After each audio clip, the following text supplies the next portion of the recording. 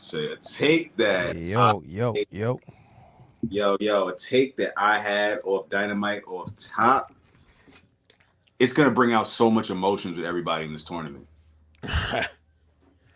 I think so. Yeah, I can see that. enjoyed seeing Eddie Kingston being mad, sad, like, yo, flip. I might have actually flipped myself with this one. Like, damn, why did I put my belt on the line? Dog, the best thing about this tournament, what I was saying before it started, is that this is the storytelling that they do best. You know what I'm saying? Like, if you get back to the wins and losses and you tell story within, look at Roosh now. Roosh has to sell, legit injury or not, it makes sense for him to sell that his leg is hurt the rest of the tournament. Same thing with Mox, the way he landed. You know what I mean? Like, there's so many stories that are literally based on the sport, the physicality, the wins, the losses, and the emotions around that. This is going to be fire, and it's going to be a reset for a few people. You know what it is, too? Mox is in the lead so much, and then you look at guys like Jay Lethal and Eddie Kingston, and Jay Lethal, you can see he's not winning anything. Like, I see him as, like, TNA Jay Lethal right now with the cheese ball activity because he's Team TNA. But then Eddie Kingston, he's not winning, but it's like, damn, I kind of want him to win something. Like, if he beats Bryan Danielson on Collision, it's a big deal. If he loses to Bryan Danielson on Collision, this guy's not winning the tournament. Yo, I put this in the notes as one of the topics, so I think we should just go ahead and start the show and get this shit rolling. You heard?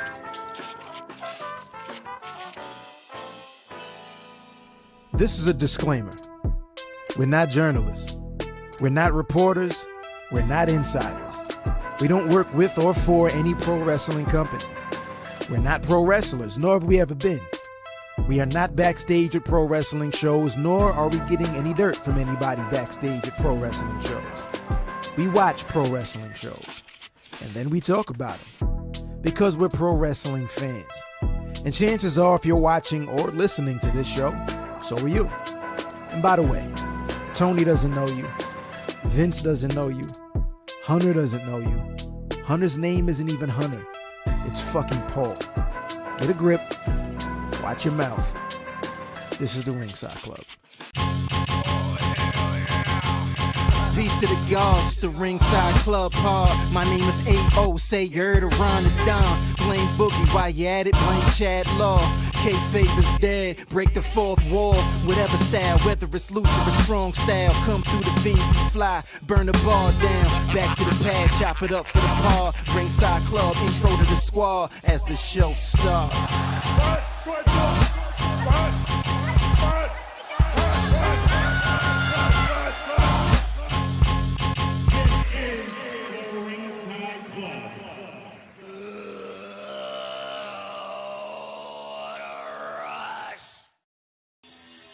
Peace. Of course, peace to the gods, man. Peace to the earth, man. Everybody out there, hope you're in good health, smiling, surviving, striving, whatever it is that you do. Cheers to you, man. Only built for crushed grapes. We here, man, broadcasting live from the Empire Tri-State like we usually do every Thursday night, sometime between the hours of 9 and 10. It's your boys, man, the Ringside Club, the mightiest of the mighty. He's Chad Law, I'm A.O., that's Ron, that's Bug. We ain't even going to get with all the sound effects. Hit the ringsideclub.com. It's episode number 64. A lot of wrestling going on. Make sure you tap in, subscribe, Spotify, Apple Podcasts, YouTube. Peace to our first 100 subscribers. Congratulations to us. That's kind of fire. You know what I mean? Peace to y'all. Yo, listen, I want to disrupt this a little bit because, you know, we haven't had an intro survey in a couple of weeks. It's been sent in, so I got one for y'all right now, man. I think I got a good one. Let's do it. Brock Lesnar, Roman Reigns, CM Punk at a hypothetical WrestleMania in a winner takes Paul Heyman match. Who wins? A winner takes Paul is crazy. That's hilarious, though. That should be the name of the episode. Winner takes Paul Heyman, episode number 64. Winner takes. You said Brock Lesnar, Brock, Roman, and Punk. I'm going to go with Roman because in a triple threat match, there's no disqualifications and the bloodline is not far away. Roman has not won clean in his entire reign. Word. I'm gonna say Lesnar because he's probably the strongest one to even pick him up and actually carry him out. You know what I'm saying? Like, I'm just saying. Just throw Heyman over his shoulders. Word. Like, Just I saying. honestly have to agree with my brother Ron. Like, I really just feel like the strongest of all Paul Heyman's, I guess clients, regardless of Roman's reign, is Brock Lesnar. So I'm gonna go with good old Brock. Phil Brooks didn't come back to take a L.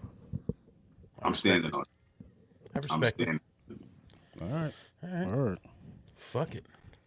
We got a little intro survey. Speaking Done. of Phil Brooks, go to the ringsideclub.com and catch the law tape. I gave my breakdown of CM Punk's promo. Yes, sir. Return. You know what I'm saying? It was feelings that I was having as I'm watching the promo, and I'm like, you know what? I'm gonna go ahead and put this shit on paper. I read it. It's a good article. Friend. Appreciate it. Appreciate that. You know what I'm saying? It was a good take, man. You know what I'm saying? I feel like a lot of people were feeling it, and a lot of people were gonna come on there and then talk about Punk and what ifs and shoulda, coulda, wouldas. I was like, yo, I just wanted to look at the promo for face value. You know what I'm saying? That's all it was. Yeah, the disingenuousness, the emptiness, and the excellent execution. That's all I wanted to observe. You know what I'm saying? So get that law tape. Yeah, hit that up. Hit Hit the that law up. tape. Yo, let's get back to this Continental Classic talk. I got the tables pulled up. This is where the updated scoring is right now, following this past week's matches and shit. Mox and Swerve are the two undefeated guys on this table right now. They both have 6 points. Rouge picked up his first victory over Mark Briscoe. That was the match that was the hardest to call for me. Well, honestly, Swerve and Jay White I thought was going to be a draw. Me too. Rouge Yeah, me and Mark Briscoe was tough to call because that could have gone either way, but that was one of my favorite matches. I think Mark Briscoe is going to be one of him and Jay Lethal are going to be neck and neck Just L's the whole way through. the whole way through. Word. Jay White took the L. But Jay White, the thing that they keep making sure that we're aware of is Jay White is the most experienced in this tournament as far as round robin tournaments go. And I think at some point that's going to come into play. Like, take an L here, but this is all on points, and everybody here has 3 matches left to go. You know what I mean? So what do we leave off on as far as the Continental Classic before we started the show?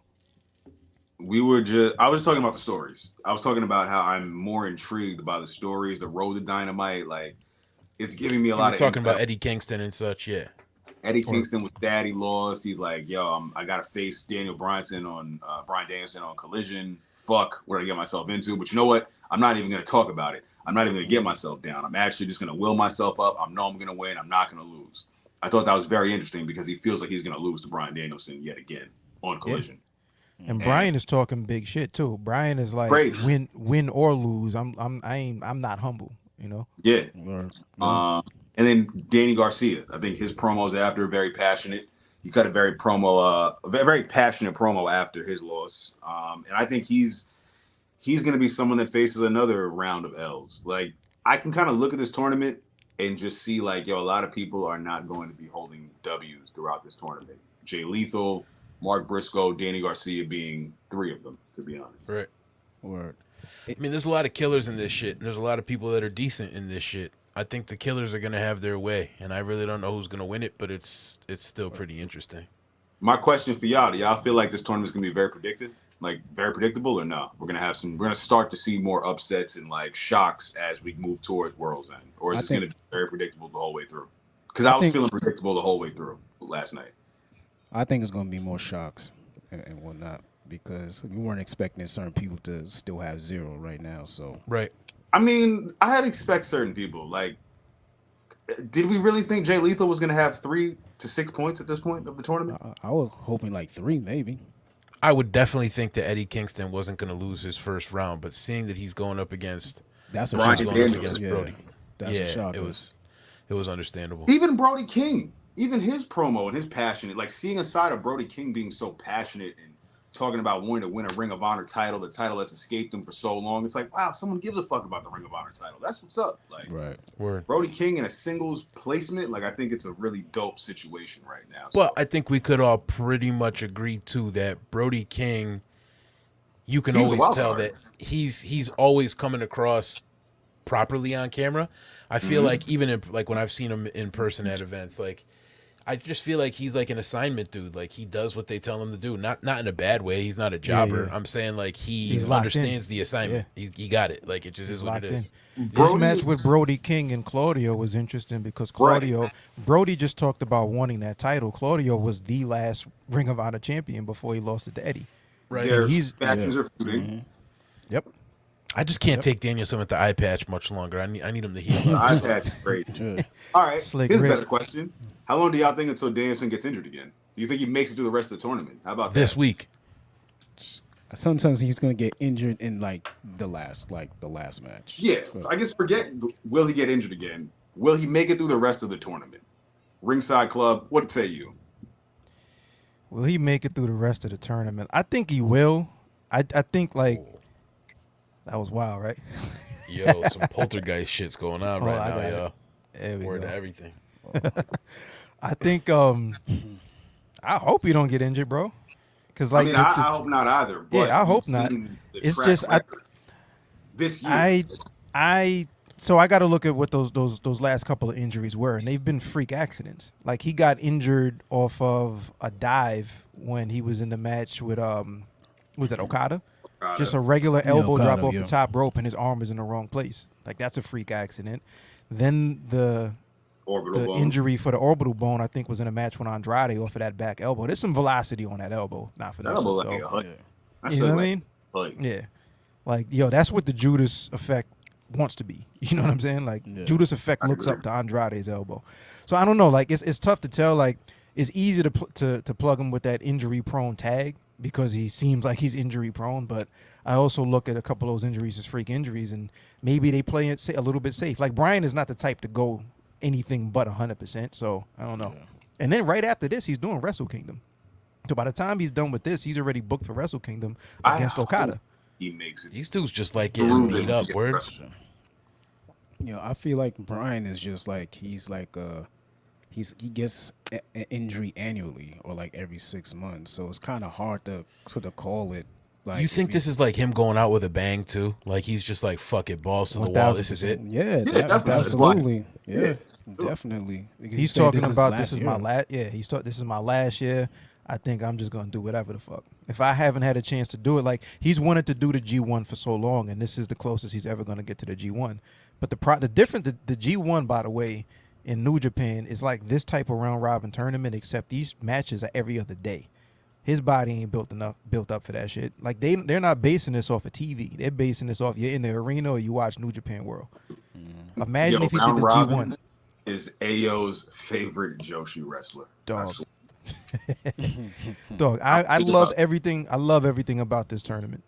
Like I love again. It's flavors of ice cream. I like being able to watch War Games, Survivor Series, and see whatever it is that WWE does. I love being able to see AEW do what they do, and this is what they do best. Like for me, this is the promise that they made when they founded the company. It was sports based, wins and losses matter. And now look at how fun it is just to look at these tallies and these scores and just say, oh, we can figure out who's going to go on a streak, who's going to lose, who has to make a comeback. What's gonna be the After next this draw. though, they gotta chill with the tournaments because I think if they chilled to begin with, this would be so much cooler. Like this shit would be cool because it's already cool as like if you just could you pull that graphic up again? Let's just show who's in this tournament one more time. It's cool. everyone I was that thinking that.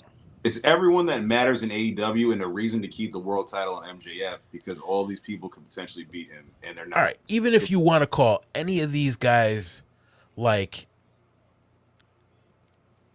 I don't You could even know. take Samoa Joe out and put any of these people in, and honestly, like it would rock.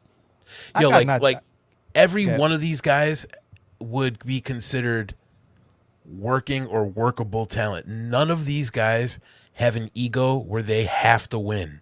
That's what makes this good to me. I feel like since this tournament is full of people who would never go into this and say, I absolutely have to win this tournament or I'm not doing it. Right. That's what makes it cool to me because if you can ever tell that that's one of the personality types, I think that's what takes the predictions fun out of it for us. Right. And I honestly love Roman Reigns. I'm not shitting on him, but that's my point with him. It's like, all right, at this There's point, no it's- drama. Like you don't think he's going to lose. Word. Like it's almost like I don't know. This is exciting wrestling to me, and it's AEW doing AEW correctly. Like you said, when we first, even AEW was a thing, we were told this was going to be some wrestlers wrestling. You know what I mean? So to me, that's what this is. And there ain't no secret. I don't have a deep rooted history in Japanese wrestling, but I have an understanding for it now, or respect for it, and I definitely enjoy a lot of it as well. So this being kind of like one of their tournaments that they would put on, that type of deal, I'm all for it. So we'll see what the fuck happens, man. That's one thing that we had to realize about AEW, that they do a lot of tournaments. And I was thinking about this earlier, and I feel like the tournaments are kind of like it's like a safety net from them, like doing their like storylines, because it's like this tournaments, how long is it going to last? For like another month and a You guys know the ROH TV title at the tournament, right? Yeah, I know that. Mm-hmm. Yep. Fucking wild, yeah. Yep. But like, here's my thing with the tournaments, right? Like, we don't have standings anymore, right? So there are no win-losses, who's in first, who's the number one contender based off of that. Here's a question, right? It was an idea I was thinking about when I was watching this yesterday. If they're not bringing the wins and losses and the standings back, this type of tournament where you can look at scores and there's a lot of people, you can determine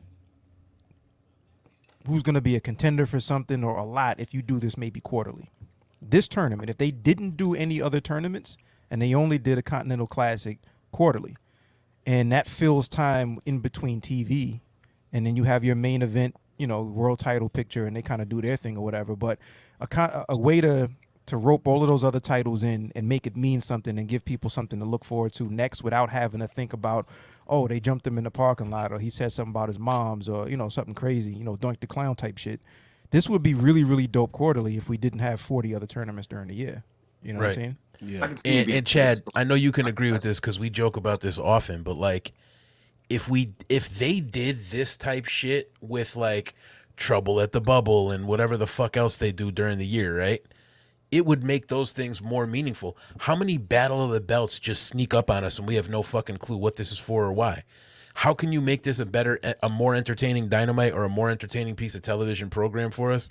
Make it matter by doing something like this that qualifies or quantifies this event to be anything different than any other Wednesday. Because to be real with you, whenever they name these things going on, whether it's, Blood and Guts, what Blood and Guts is going to be, but pretty much everything else that's like a television event that has a name for it, I'm going to be honest with you, it genuinely sucks. It's usually not their best product. Their week-to-week product is more fire than these like named events. You ain't wrong, though. You ain't wrong. I can't remember a fucking thing from Fyter Fest, from Trouble at the Bubble, from Quake at the Lake, from... and I think it's because of the Tony Khan, like, you've just been ribbed announcement. Like I don't want to get ribbed. I want to hear some dope shit. Don't get me all hyped up and promote it on Busted Open and fucking send out all these tweets, and then all of a sudden we get there and it's like, in the world. Yeah, we changed the color of our ring mats. Like no doubt, fam. I didn't really come here for We that. just signed the entire Nightmare Factory Collective to development contracts. Yeah, it's an amazing time to be in All Elite Wrestling. We're providing jobs for all the new young wrestlers. And on this topic, I don't know if we're wrapping up right now, but on this topic, I will say this about AEW, Tony Khan in general. For how vocal Tony Khan has been on the internet about how he feels about everything, shouts out to him for not imploding on this whole CM Punk thing on the internet, at least from what I can see, because he could have went crazy. So gassed, I don't think any of that shit is like... I didn't see any of it. It's business. I didn't see any of that happening, I didn't see no AEW references. Like I didn't. Right. I think I was more surprised about the context of the promo and what was said than like, how come we didn't mention AEW? It's like, when do they ever mention AEW? What the fuck we talking about? Yeah, nor should they have. Nor should they have. I wasn't expecting anything. They will never I wasn't ever expecting that. let that man get on camera and a microphone and air grievances out. Like, come on, guys. What are The we? only thing I was disappointed with, and I know we weren't really focusing on that, but the only thing I was disappointed with in the Punk promo when he came back is I really wanted him to say Seth's name. I wanted that to really start the feud right there. There's still mad time. I tell you, like, I gave my take in full on Monday on Thanks for the House. Mine on that, and My gripe with the promo was that the shit was boring. Right. He It came was back. 5 minutes. Yeah, they put was it at boring. the end of the show. Like, The best part was after the promo, Yeah. off the mic. Sure. Yeah. There is my no thing was Santa this. Claus moment. Yeah, my thing was this. It's all energy and all vibes. Yeah. We saw what that crowd looked like. Granted, it's Chicago, but That crowd was dead. 71 million. Like for WWE to say we just set a record on anything is a big deal because they've been around for so long and look at what they've done. We just set all our social media records off of this guy walking and hitting the music, right? Why not just fucking open the show? You made the announcement we're doing commercial free. Just get to the shits. You know what everybody's watching for. Let that crowd not have to sit there for 2 hours and 50 minutes and erupt like they did in Chicago, and then have him come out and just give me some vibe, give me some energy, give me some venom. He came out, he like nobody believes him when he says I was home, because 15 minutes ago you were saying these niggas tried to kill me. So all I'm saying is, if whatever the goal is for him, I honestly don't know if they had an idea in mind for what he's going to be doing, because everything I've heard is that this whole thing came together relatively quick. So I think Rollins it was just and like, Roman. yeah. Rollins and Roman. no, they know that now. I'm just saying they weren't actually in position or in place to start rolling out what his feuds are going to be, because whatever the deal was, it came together pretty quick. I don't know. I ain't backstage. All I'm saying is the shit was just boring. But I think I my have final faith. thoughts on this. Yeah, I was just gonna say the same thing. Yeah. We all probably have the same thought. Yeah, I have If we faith it's know going to work anything, out. If just like people say, Jesus take the wheel. In this circumstance, I'm just gonna let Paul Levesque Honor. take the wheel, dog. Yeah. You know Yep. what I mean? I Like, think the funniest thing is a 45-year-old man having a behavioral clause in his contract is mad funny. Yo, that's no doubt. wild. I think But that's that- probably That funny. is But that, mad funny. but that's what it sounded like in Triple H's speech on and on the scrum or whatever. But It just no, sounded that's like under control. Don't worry. Don't worry. but I will be honest with you. Just hey, if I have to speak for mental health real quick, doesn't matter your age. Mental health is mental health. If you have ADHD when you're little, you have ADHD when you're an adult. If you have autism when you're younger, you don't grow out of it. It just is what it is. So, whatever social punk, whatever CM Punk has, if it is either something diagnosed or if he doesn't have anything and he's just like a narcissist, whatever it is. I don't know what it is. I personally like the guy. I don't have any reason not to. I don't work with him. I enjoy him on television, and that's what I'm meant to do. So it is what we're it is. breezing But through. We're breezing through the topics right now. So real quick, what's y'all rebuttal to my article? Essentially, if y'all do y'all feel like Punk has dropped his anti-hero shit and he's just realized he's a cog in the wheel and he's cool with it? Like, or is it too early to tell? I think it's impossible for CM Punk at this point to be the anti-hero. Right. It's impossible because he's played that role, and it was always Rage Against the Machine, and the biggest machine was always WWE, and now that's home. So you can't be the anti-hero anymore. So what I think they're doing, super quick, what I think they're doing is he's back. He's going to get the welcome back pop. Let's let that simmer down and die down, and then we're going to get into whatever the character is supposed to be. And I think it's going to be like the corporate. I think it's corporate merger Punk at this point. I don't know if it's going to be like so. I don't think he's coming out in fucking suits and ties and wrestling like he's part of Right to Censor or nothing like that. But I think there's no way he can be the anti-hero anymore because he's like gonna you do were the Triple H, like he's going to be Triple H's puppet. That's crazy. Yo, That's listen, at some point, you know what you're going to hear CM Punk say. It's best for business. Best for business. Nah, you're right. You're right. I feel that. what's your I take, can feel Ron? that. I definitely. I looked at it like this. You looked at the guy who went back to AEW twice, and you probably can't I just be think, like, we all felt like we couldn't fuck with this promo because we heard it already. something like that. Because I'm thinking like, yo, this is the third time we're going to hear the same thing again. But I think 3 years is crazy. Yeah, Yo, like, I'm home. I'm back. Y'all miss me. I did it for y'all. Word. People. and then like this is the third time, and then he probably thought to himself, it was like, damn, maybe I am the problem. Maybe I need to chill out. You know what I'm saying? Like, maybe it's not them, maybe it's me, and maybe Let me yo, fall the fucking line and just end my career on a good note. right, exactly, because like I get kicked out of the second, like pretty much the second best company like in the world right now. No, I had a kick-ass match in Wembley in front of 80,000. And I'm out of here the next day. Like, right. To me, I looked at All Out. I was watching All Out the other day, and I was like, "Yo, this is a fucking good ass like opener. Like, this is like if this was like WrestleMania, like just because of the arena, the aesthetic. I was like, yo, if this was like a WrestleMania, like this would have been a fucking This is a dope ass opener right here. He Like, had one of my favorite matches on that card. It was like one of the top 2-3 best matches on that it card. felt like a Mania because of the setup and the crowd, and I was like, wow, this is like actually pretty fucking solid. Like the response, like, nah, I really appreciated your take and reading your like little blog on this shit. And the reason why is because it like made me really sit back and think about this and think about how I felt about it. And I'm just gonna be honest, like as if you broke up with somebody and you like had to go put that box on their doorstep and just give them all their shit back. I'm compartmentalizing everything that happened in AEW and leaving it aside for now just to think about like what it was and what we got. yeah. Because again, we lived through all this. We've seen all of it. We understand what happened. We know why what happened. All this shit. There's mad layers to it. It's impossible if you're a videographer and you're putting so many filters in front of the lens. At some point, the picture is going to be so fucked up you can't see it anymore. So you can't keep filtering this shit and giving excuses and making these different like ideas or thoughts or bringing these different concepts to this thing and then not applying them to the other thing because it doesn't work like that. So him coming back in AEW, his first speech, amazing because there was so many years that he wasn't here.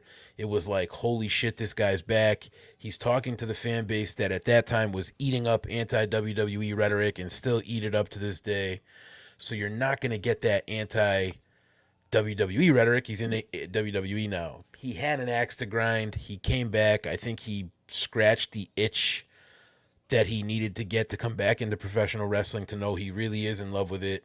He's filming heels. He's doing all this shit. He's entrenched in professional wrestling. He fucking loves this shit. I think he realized how much he loves this shit. And at the end of the day, I don't want to work with fucking kids. He lucked up and he got his ex back, yo. That's what happened. That's my honest opinion. He lucked up. He got his ex back. The one that got away. He fucked up. He's too big of a personality, too big of an ego, and makes too much money to ever come out and be like, yo, I fucked up. So him going out on TV and doing what he did, that promo was, yo, I fucked up. He just took his lick real quick. He's not, you know, the rated R superstar in WWE right now. You know, he's not going to be that Punk that we want immediately because I do feel like that's going to come out in his feud. Like AO said, I do think that it was for what I think WWE is looking for out of him. It was perfect. It was exactly what they needed. And the only thing I really, like I said, I missed about that would be him calling out his shop because, all right, we know you're there. The cat's out of the bag. Now let's get to business. Who's your target? Because that's who you are. You're not a sit still guy. You're a polarizing guy, and you could do that in the WWE. You just got to do it right. You got to see what's happening. You know, my thing. I don't know if y'all caught the WWE channel. I know Boog ain't too crazy about the YouTube, but of course, right on cue, they uploaded 2 hours worth of CM Punk to catch you up to date with, hey, this is the story of CM Punk in the WWE. And I should watch that because I know nothing about it. That's what I missed. No, you should watch that. Seriously. Like they give you a full 2 hour breakdown of every feud from ECW day one to now. Like, and I thought that was really smart. And I watched it this morning and I was just like, yo, this is not uncommon of wrestlers to jump back to WWE, leave, and come back again. Ric Flair has done this our entire life. So it's like, everyone's like, a lot of wrestlers of the 90s and the 2000s did that. Everybody. How many times did Crush go back and forth? Like everybody. I don't know. Did it. But anyway, what was I going to say, Chad? I'm sorry. No. I was going to say that thread of feuds and everything they were showing.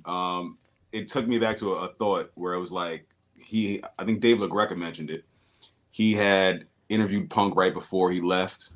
He wasn't happy with Mania and fighting the Undertaker and stuff like that. And Mick Foley just recently said, like, how could you fight the Undertaker at Mania and not be happy? And like, where's the happiness for that? And it's like, you should be happy, creating a moment, et cetera, et cetera. But when you look at that, like, the WWE playlist, he fought the Undertaker like 5 times, well before that last match. So like, I kind of sympathize with him in the sense of like, yo, dog, I fought the Undertaker and beat this nigga like 4 times. I did this already. I did this already. Y'all think because you gave it to me at WrestleMania, it's like, oh man, this is the one. It's like, yo, dog, I fought him in like 07. Like, You know what I mean? So like I kind of sympathize with him a little bit when I saw a little bit of that because it reminded me. I was like, yo, he definitely beat the Undertaker for the World Heavyweight title on a SmackDown episode. Like, yeah. So everyone that's trying to make it seem like it was a big deal for him to do that. I mean, it is WrestleMania. It is a payday. But yeah. So I get what you're saying. It's not like it's like saying you're gonna play 1-on-1 with Michael Jordan, but you did that 3 weeks in a row already, and it's like, all right, cool, thanks guys. Like I appreciate that. Yes, no you doubt. know what I'm saying? Like I think a lot of his feuds in WWE, y'all should really go check that out, man. The Jeff Hardy feud was dope. I was coming back in at that time. I just came back into the WWE right around the time of the Nexus ending. So like when CM Punk decided to join the Nexus, I kind of was just like, where the hell did this come from? And that was after Straight Edge Society, right? Yes, and that led us into Summer of Punk. And this is Daniel Bryan choking out homeboy Justin Richards, right? Yes, Daniel Bryan barely was a blip on the radar at that time. Yeah, maybe I should. Even with the fire and rehire, he wasn't even a factor in anything. It was still Punk the whole time through. Yeah, Bryan. So you see what I mean? Like I wasn't really pop really there, a little but bit. I was there. Bryan didn't really pop in WWE really until Team Hell No for the most part. Yeah, really until the fucking 12-second Sheamus match. No, that's what put him out. Like that's what did it. That's what did it. But like it wasn't like nobody was really riding for him like that until Yo, I Team got Hell No. a Like he wasn't getting outro reactions. survey too. I know we're not there, but I got one. I got one. Yo, so like that was part of my topic. I just got a couple of quick little news clips, news hits rather. Serena Deeb, we've been looking for her. She's been out since October of 2022. The reason that she's been out, so she's finally cleared, but she was out because she was having a bunch of unprovoked seizures. This was something that she kept pretty close to the chest, and was trying to figure out what the cause was. Couldn't figure it out, but she's 100% cleared and she should be back. I don't know if there's a timeline on it, but she announced that herself and said like, I'm all clear, good to go, green flag, good to go. Bandito, earlier this month, Bandito was set to return to AEW. No longer the case. 28-year-old suffered, this is per Dave Meltzer, Pro Wrestling Observer. He suffered another setback in his recovery. So it's basically like he had surgery on his wrist, and the surgery either wasn't done properly or his wrist didn't heal properly. But either way, he has to go back and have another surgery on his wrist, and he'll be out for the unforeseeable future. Congratulations to Tay Mello and Sammy Guevara. They just had their baby November 27th. But the big news here as far as comebacks go, let me pull this back up. Bang. Mercedes watch. She just put a video out across all of her social media earlier this week. Shows her in the ring. She's training. She's taking bumps. She's doing this. She's doing that. The most interesting thing is she's back on her feet because that was a foot injury or ankle injury, something broken. Where do we see Mercedes Moné going? Who do you want to see her face? What's next for Mercedes Moné? What do y'all think? And there's really no evidence to tell, so it's more about like, what do you want to see her do? Man, maybe just go back to New Japan, do some stuff there because that's what she was. That's what she was doing before she got injured. So I say continue on that path. That's just me. It's just dope to see that she's back. She's back up and training again. You know what I'm saying? Obviously never want to see her to me injured.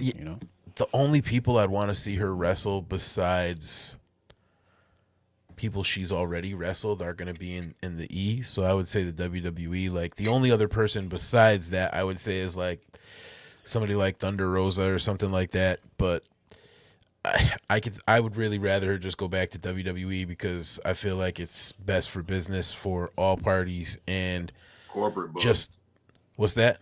The corporate bug.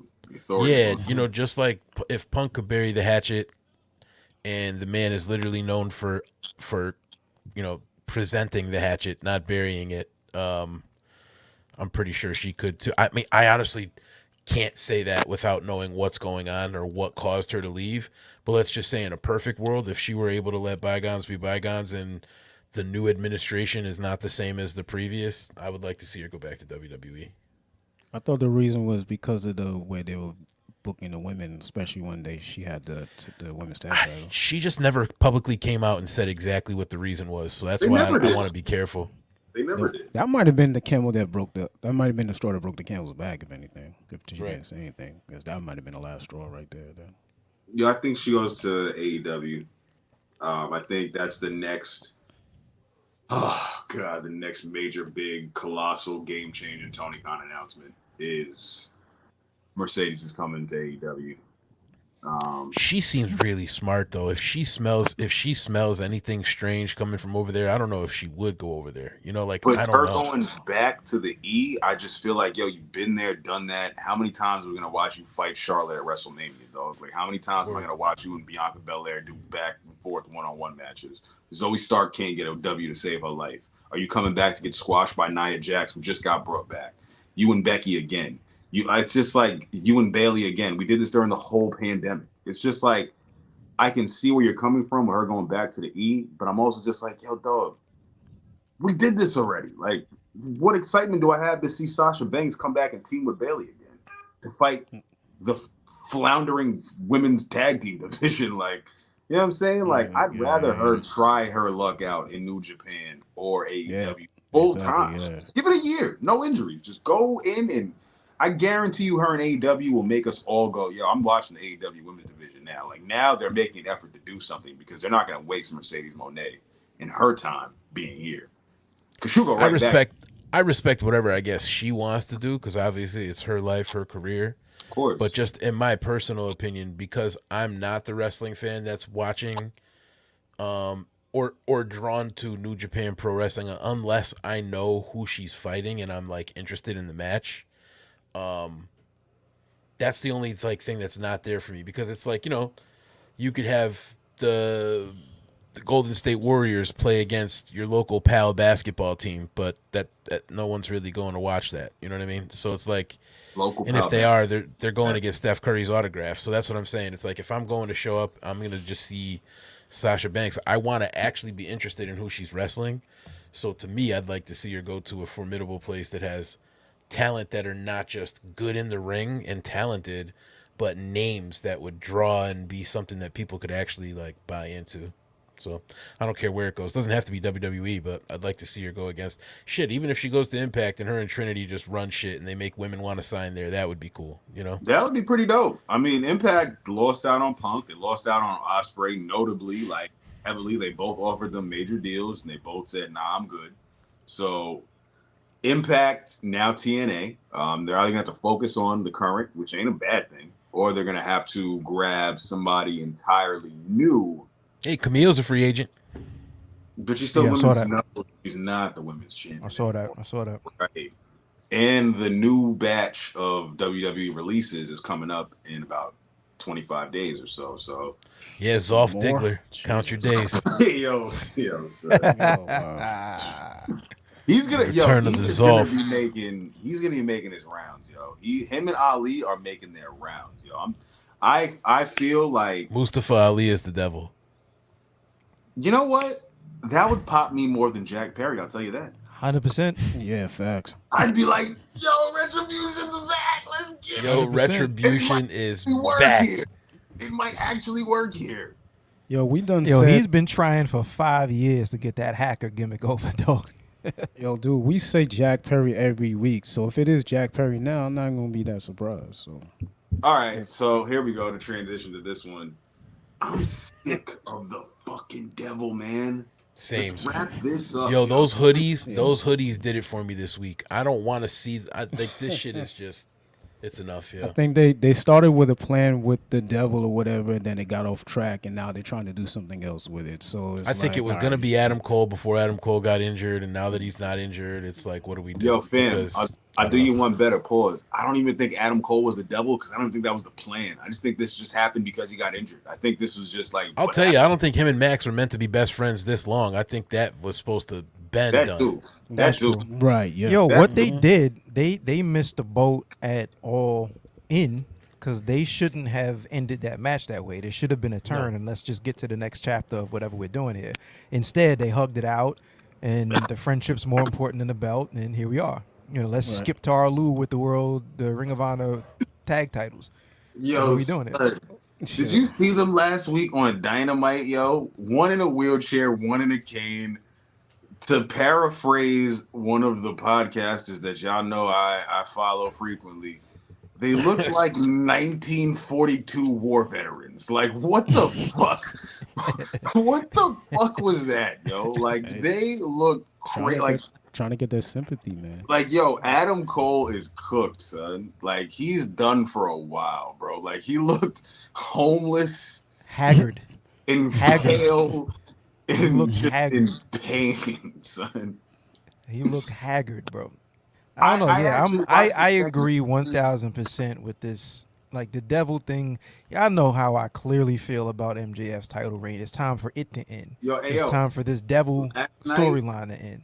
Last night, I watched it and I was like, I walked back my statements of wanting the title off MJF. I feel like he's going to keep being the champion, but I feel like the devil shit just didn't have to happen. Like, we wouldn't want the title off MJF if this devil shit. I think That shit is Cornelius, fam. That's just no, Cornelius. no. It's not that for me. It's not just the devil. I was saying this with or without the devil. I just don't think I don't buy into MJF as a babyface. Never did the entire time. So at some point, it's like it should have get off the pot. For starters, like MJF, a lot of this is his creative. This is his idea. These are things that he's pitching. So I have to assume, right? Because a lot of times the top guy is the guy that's like, oh, I think this would work. I think this would work. And if they're cool with the, whoever the booker is, all right, let's try it. For the entire federation to revolve around MJF, I have to think at some point MJF has input on this, and it's just not working. Like let's move on here. I like what they're doing with Samoa Joe. I like the fact that Samoa Joe is so invested, but still prideful enough that I don't want to beat you if you're injured. I want to beat you at your 100. All right, 100%. let's right? try this. Monster heel. What does this? What? Word. That makes sense though. That makes sense because before Samoa Joe was a face or a heel, he's a dude that thinks he's the best. So to prove that I'm the best and I don't want to hear no shit talk, I want to beat who's considered to be the best because they got the belt at their best. So that makes sense. I'm going to go on the limb and say this is Samoa Joe's idea because the devil? No, not the devil. I'm just talking about just no, not the devil. I'm just talking about the storyline right now with him being at 100%. Because it's like, like you said, Max is like he's a hack right now. So I feel like from Samoa Joe's experience, it's like, okay, if Tony's landing fly with storylines and whatnot, this is like a good idea from Samoa Joe for him to do this with MJF right now. Because it seems like I don't know. I'm just throwing shit out there. Like I have no knowledge. I have no idea to be able to prove it. All I'm saying is like for me, his reign has run its course at this point. Like enough is enough. Let's move on because I want to see MJF evolve a little bit also. Like you've had this title, you've had this epiphany and growth or whatever. Now it's time for the setback. It's time for you to see as good as I've tried to be a good dude and reformed and shit. It didn't work because I ended up losing and these people ended up turning on me anyway. And I still hear the boos, even though more people are cheering and used. Like, what's the next phase in the MJF character is kind of what I'm looking for. And this shit, this devil shit is not it. Unless it's some shit where what I honestly think they're doing is it's going to be once everybody's unmasked, it's going to be a bunch of people that he's pissed off and done wrong in the past, and that's going to be his downfall. But let's get to the shits already. Like, let's just do it.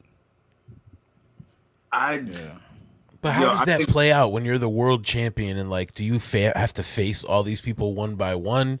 Is it just this faction of people that are now against you and they're the devils? Like, hey, we're the devils. Like, depends on how long they devils. The devils. So we're the church devils, and we're here right now at All Elite Wrestling. I think it just depends on how long they want to draw it out. If this is gonna be, if he's gonna be fucking reigning by the time we get to All In next year, then yeah, everybody in that shit is gonna be a main event pay-per-view.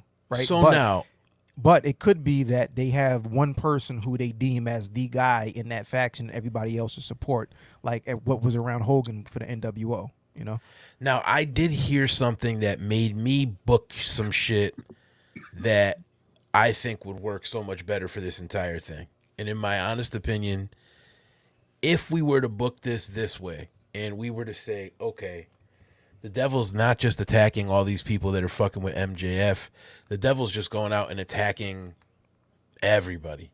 And it's almost like the NWO where someone's just attacking shit, and it's like, what the fuck is going on? and then you get the reveal, and it's somebody that's got either a gripe with all these people, or a gripe with Tony, or a gripe with whatever. And when I saw Britt Baker's tweet last night, and I heard some other shit like that people were saying, which it doesn't really add up too much because I don't know what her stake would be in only attacking MJF, and that's why I'm saying it doesn't make sense. Even though it's Adam Cole's new best friend, to me, her tweet that she put out about not getting any live like mic time would be dope if she was the devil and if she was attacking more than just MJF, and that would be a really cool story to run through AEW. But because we've always seen, what's the number one thing that people complain about with AEW other than the backstage stuff, is that you have all this talent that's not getting enough shine. So like, for that to have been the story, that would have been super cool. I know we're not bookers, we don't have the pencil, we don't do this shit, we don't know how hard it is, blah blah blah, wah wah wah, cry me a fucking river. Only problem I have with that book, real quick, is that puts the heat on the Booker and Tony Khan more so than it does MJF.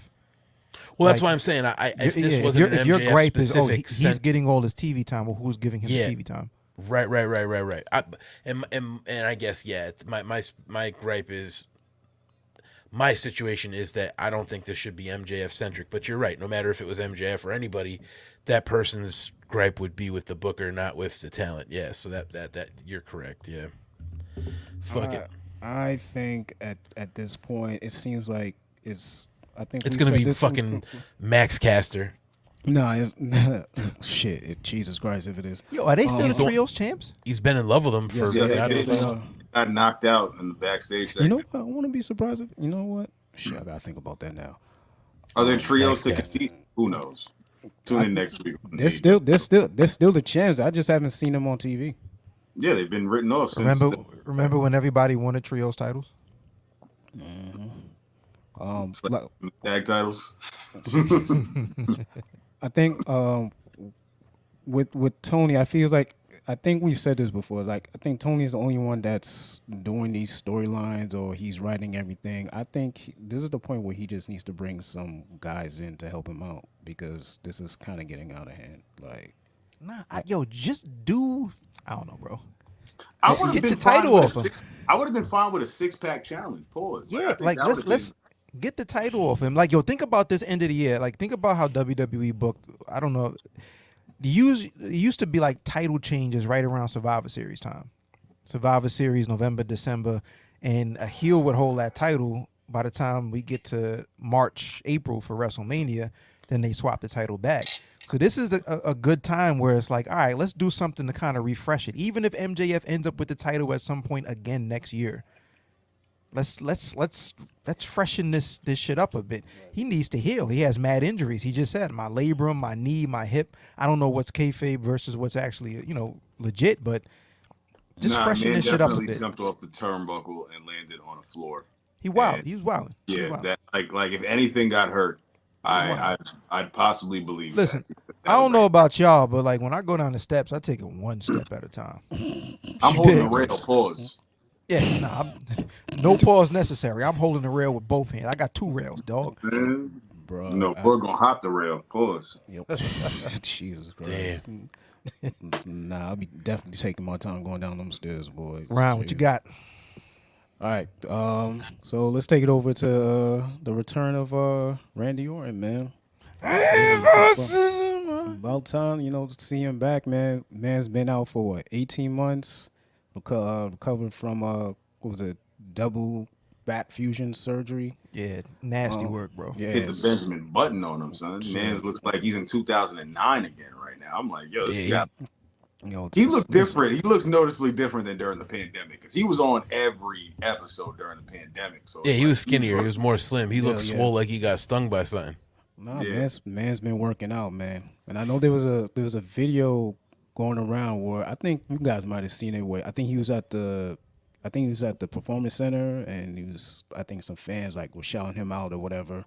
And say, nah, you gotta be quiet or whatever, because I think that was the time where he was just getting ready to, come back or whatever. But listen, man returned at Survivor Series, dope return, nice spot with the RKO off the giving RKO to Yeah, I thought JD. JD McDonough was dead. To be real with you, Joe. that looked real painful. I was just hoping that they landed. I just hope they landed that good, and it landed pretty well. So that was If dope, anybody man. though, Randy's the only one that could catch that time, and there's Yo, nobody that could son. even ever try Yo. that shit. Yo, Check. facts, man. Randy Orton is smoking za and listening to Key Glock, and that's a fact. Like that's not even like speculation. It's like, yo, he's legitimately smoking za and listening to motherfucking Paper Out Empire. Randy Orton cannot lose. He's back. He's about to have a run, son. He is about to go. Yo, you saw when he was over there near Jelly Roll, he was like, "Oh, you got that shit."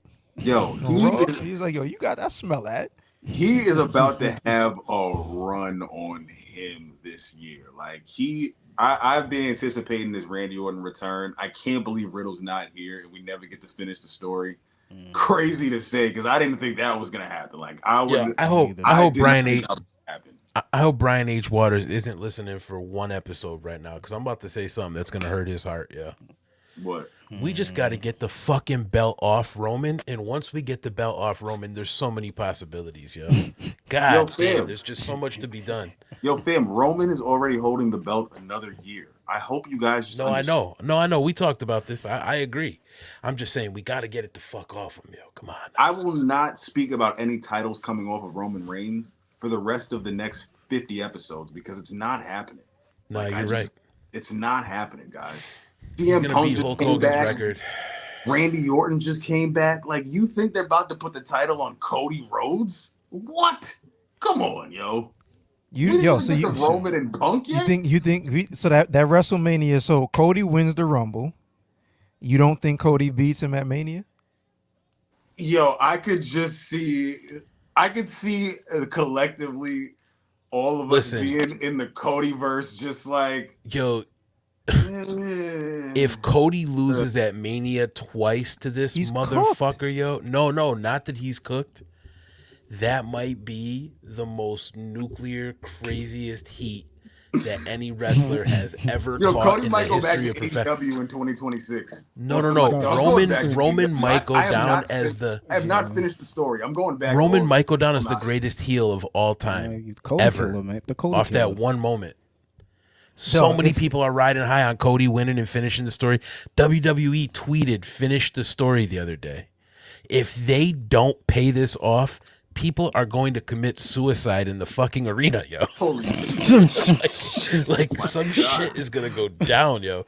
All them little kids on the entrance ramp with the Cody weight belts are just gonna fucking spontaneously combust. Oh no, this is gonna be crying. What the fuck are we even talking about right now? If Cody don't finish the story, this shit is over. And you know who actually has the same take as you, Chad? Who? Your boy Tommy fucking Dreamer. He thinks that Cody's not finishing the story. He thinks that Punk's gonna take Roman on this year. Yo, fam, we still got Roman Rock. We still got Roman Punk, Roman Randy. Randy and Roman haven't fought since 2015. You think WWE don't know that? If the Actors Guild was striking for a little bit longer, we get fucking Cena Punk. We get Cena versus Punk, dog. That would be fire. We could get Punk versus Austin. I just read they're trying to cook that up right now. They're trying to work on that. I've been seeing that, and I don't know. I just want the Broken Skull sessions. I don't necessarily want Austin. I didn't like the match with KO was cool. It was cool. Yeah. But let's cool.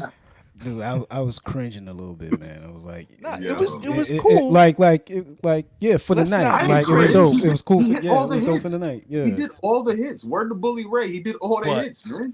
To keep this on brand real quick, Ron, I'm sorry. We got to reel it back in. I'll talk about our boy Randy real quick. I'm excited that Randy Orton's back. I do feel like we're going to see Randy Orton face a good roster of opponents real soon. And I do think that we just gotta, like I said, we just gotta trust our boy Triple H, because I promise you, with all these pieces on the chessboard, you are not losing, bro. You're not losing.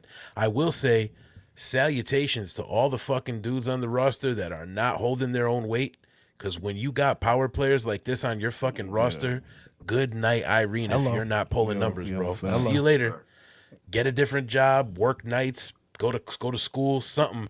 But A lot of y'all about to get that fucking X, yo. Yo, hey, listen, The future endeavor in 2024. You think it's There's coming for only a lot but of the so much roster? screen time, baby. Only but you know, so much. let me just say this.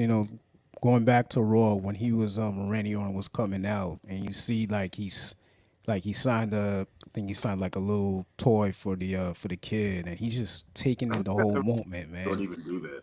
Yeah, and I think at that point, I think he's thinking it's like, damn, I had this surgery, and I was like, I may or may not ever come back. So now he's appreciating this moment. He's getting having his back, run right now. right? Definitely. He's having a good run. Then he got emotional getting on the turnbuckle. You know what I'm saying? So it's like, I think in his head he's being realistic. It's like, okay, I just came back from the surgery.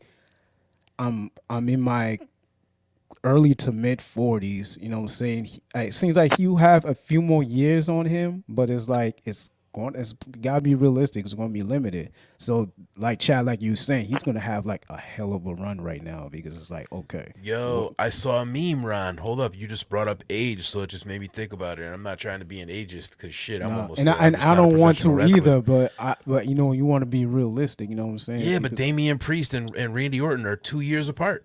Damian Priest is 41 and Randy Orton's 43. That's crazy to think about, And right? Damian Priest is about to have the biggest run of his career now. But Damian Priest, I'm not going to say Randy Orton looks bad. Damian Priest does not look 41 years old, in my He's opinion. Spanish. He looks like he's. He goes, I mean, you know how it goes. looks a He's a little boxer. younger than that, yeah.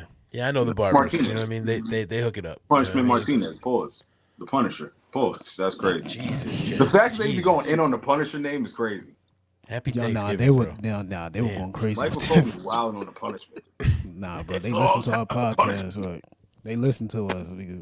Nah, Jesus. for real. Nah, Yo, the Michael cool thing Cole's- about Randy Michael Orton- Cole pulling out Punishment Martinez is hysterical. You got to hear it at least one time. Vintage Punishment Martin. He's having a blast, yo. He's just Michael Cole's the man. Michael Cole's having a ball. Michael Cole is another one. Like, he's been around longer than Randy, right? Look, think about how long Randy's been around. He's been around probably as long as Triple H, maybe longer than Triple H. Triple H came in, what, 95? I think Michael Cole came in around that same time, 95, 96. Oh, This nigga's he's having a ball right now. Right, because he has the freedom. He don't have Vince barking on him every 3 sentences. Yeah, because he came in as a backstage announcer, if I'm correct. Yeah, he was a war correspondent. He was like, on some CNN shit. Dude, Michael. Yo, the first thing that jumped out to me about Randy when I saw him is when he was near Drew McIntyre, there's not much of a difference in size anymore. Nah. Like Randy Orton is kind of brolic. Yeah, not for Randy real. Orton is kind of brolic. Whatever his regimen was and all of the vitamins and the prayers, brother, he was on all of them. Michael Cole came in 97. 97. Yep. So right before Austin won his title. Then. Multiple screen hostings and commentary. Yeah. roles. Yep. Listen, it was And then, only like, a few the short other years thing ago about people were Randy- shitting on Michael Cole. Because he sucked. But it wasn't him. yeah. I mean, Yeah, it wasn't him. It was a matter of how he was produced. You know what I mean? Like Mick Foley. Mick Foley is one of the best talkers in the history of the business, right? Mick Foley tried commentary in WWE, and he was like, he didn't last long, and he's like, I can't do this shit because I can't listen to somebody just barking in my ear all day, telling me what to say. it's gotta be So, nerve wracking having. I remember man there was screaming in your ear. WWE Network days. There was this pay per view called Beast in the East. It was Brock was the main event, but it was some shit in Japan. But he wasn't produced. Michael Cole was on commentary, and he wasn't really produced. That was one of the first times that people got a chance to hear Michael Cole just call a fucking match. And he's like, oh, shit, he really does know the names of these moves. That shit doesn't come overnight. He's having a ball right now. Back to Randy real quick. The other thing I thought about Randy is like you can look at Punk and say, oh, there's a clear path to Seth Rollins. Could be a clear path to Roman Reigns or anybody that is involved with Paul Heyman. So many different storylines. I don't know what the clear path is for Randy Orton right now. Like for his big Mania match, for instance. Because you would have thought like if Riddle was around, there would have been something involving Riddle, whether they're doing a tag shit again or they're breaking up and doing a one-on-one. So what's the path look like for him going into Mania? They got to find something for Solo Sikoa to do. You know what I'm saying? Finn Balor or Solo. Finn Yeah. or That's gonna be Solo. it. Well, Right? well, Rand, I well, can see Rand, the Finn Balor, but how? Like, is it just bloodline shit? I want to go through the whole bloodline. It's a matter of if they're gonna yeah. go strictly Judgment Day right now to fill Yeah, time, makes sense. because Bloodline has still got so much going on their own side that we get through the winter time right now with Judgment Day and Randy Orton just RKOing everybody in the group selectively week by week. And then we get to Bloodline where he's going to start taking on Jimmy Solo just to get back to Roman after Mania with the title. You know what I'm saying? WrestleMania Yeah. Flash, you know what I'm saying? Type of vibes. Like, that could be it. That's where I see Randy going. Like, I can't speculate like, oh, he's gonna. We see where it's going. It's Judgment Day right now. It's starting Judgment Day and it's working our way to Bloodline. But we're gonna have some pit stops along the way. Like Santos Escobar, I think called him out for SmackDown. So like, I think that's gonna be pretty dope. Okay. That's a fire match that I'm like, never thought I'd see That's that one happen. very interesting. That's very Yeah. interesting. That could Yeah, be Santos Escobar is like, yo, I want a piece of Randy Orton. Pause. So it's like, Yeah. you know what I mean? He didn't pause it though, did he? He paused it on TV like that. Nah, he ain't pausing. He ain't pausing on TV. I can pause it. You know Yo, what I'm saying? I want to see the wrestler pause something on TV. Stokely Hathaway would do it. Stokely would do it. Yeah. Stokely would do it. Nobody else would pause anything on TV, yo. They would just skip Bayless and fucking what's the other dude? Yo, Richard imagine- Sherman? like, They are Nah, they are get way they are Cameron yeah. and Mace, man, on commentary. They're gonna be pausing everything, though. Came and Mace on commentary for what federation, dog? Hey yo, you touching that way too close. The Dog, entertainment think of world about wrestling. This is wrestling. The niggas come, they come out in trunks, like on the entrance. They pause Not on the a entrance. Gunther pin, the Gunther stack pin after the power. Yo, what do they do as soon as they see fucking what's my man's name with the peacock outfit on again? Dalton Oh, Castle. Oh, Dalton Castle. Yeah, Oh, what are nah, they that's a gonna do big for what they pause got right for there. Hey, yo, what the fuck Castle, is yeah. we doing, son? What the fuck is going on? Hey, yo, Like, Peacock, yo, my dude, pause, B. Like, Yo, yo, what you pause, mean, like, B? I was like, the boys? Who the fuck are them boys? Like, oh my god. Yo, That's funny. That was where we at, Bug? Yo, so I mean, shit, man. I didn't really have a topic ready for this week, but I think this is a pretty good conversation to be had. I think the other night when we were all watching Survivor Series, there was a lot of good moments there. I think the women's War Games match was really, really good. We saw a lot of things come out of that match, and yes, absolutely. I didn't realize, hey, I got a half a bottle down. I got to chill out. But it just tastes good. You know what I'm It saying? should be gone, right? Yeah, it should just be gone. But yeah, so I would say out of that women's War Games match, what my question would be is, who do you think the biggest breakout performer from that match would have been? For me, I think it's it's easy to say Io Sky. She killed it. And there was a lot of different moments in that match that I think that were pretty dope. But what do you guys think? Who do you think the standout would have been from that Survivor Series War Games women's match? Quick answer. Like, I'll give my Either highlight a moment be or a Io. wrestler. It doesn't have to be a wrestler. It could be a moment. Well, too, because I think Io gets the moment. You know what's funny? When we were making the predictions, and I think one of the 5-pointer joints was does Io jump off the top? Yep. For whatever reason, while I don't know what I was doing, right? Because I said no, and I was the only person that said no. I have The no reason idea that- why you said no. Yeah, I was- I'm gonna tell you why I said no. Yo, Io said no. Dog, I'm gonna tell you why I said no. Doink. For whatever reason, in my mind, when I pictured War Games, even though she's jumped off this shit every time she's been in War Games, 4 or 5 times by now, I was picturing the NWA shit with the top on it. And I'm like, yo, how is she going to jump off the shit if there's a top on the cage? Nah, it's No. not top of the page. Yeah, I know that now, bro. And what I was saying is, when I was answering the question, I was thinking about the cage with the top. Yo, even if there was a cage on the top, she would have still jumped. She would have still jumped. She would've still No, jumped. because the rules are if you escape the cage, you surrender. So if she goes outside of the cage to jump off the top of the cage, she surrenders for the team and they lose. But she would have jumped on a cage regardless, though. No, off the top of the cage is different than hanging off the cage and swinging. I mean, she would've Anyway, Yeah. what the bottom line is, I was clearly fucking wrong, and I wasn't paying attention to the question or the match. Absolutely. You know what I mean? That Sometimes, boy was bro, drunk. That boy was drunk last week. It's all Nah. good. dog, when I be making these predictions, A lot of times, dog, I just look You through these stood shits. in that though. You stood. You was like, nah. Like when all three of us was like, yeah. I was like, damn. Nah, that wasn't We even all on the. agreed. Nah, that question wasn't on the show. That question Honestly, wasn't on the show. That was honestly, afterwards. We only had one 5-point on the show. Yeah, it was 1 5 pointer, and then no, No, we it was did a couple, speak wasn't about there? EO jumping off No, the there cage. were We 3 spoke- 5-point questions, but we only talked about one on the show. yeah, it's We like definitely talked about EO jumping off the cage because we all agreed that Absolutely EO not. jumped off the Let me cage. look at it again. No. Nah, I We don't think we all did. agreed. Because we all agreed, and you were the only one that said no. And I was like, he's gonna regret this. Nah, He's gonna no, regret no. I remember now. The only question we had on show was how many RKOs was Randy going to hit. Yep. Thank you. And then after I that, said 3. and then I said, Yeah, same. I said 4. Yeah.